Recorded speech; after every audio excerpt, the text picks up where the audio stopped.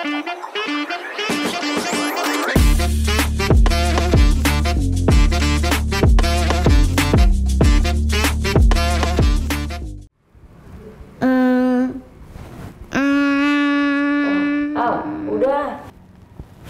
nungguin kamu mikir, mending kita berangkat aja langsung ngaji. Daripada nungguin kamu mikir lama, yang ada kita nggak ngaji.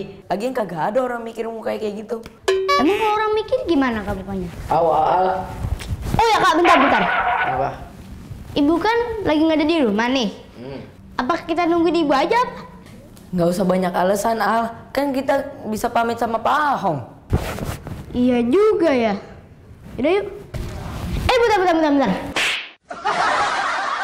Apa sih, Al? Bentar-bentar mulu.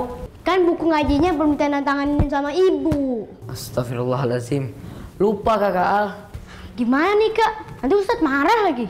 Nggak mungkin, Al. Tugas seorang Ustadz itu menasehati, bukan marah-marah.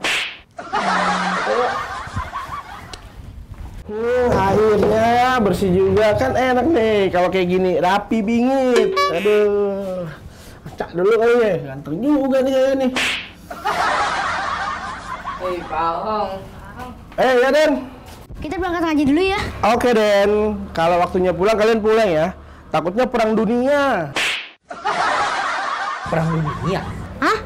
Perang dunia? Iya Den, karena kalau Nyonya ngomel bomnya kenceng banget, bikin kuping Pak Ahong sakit.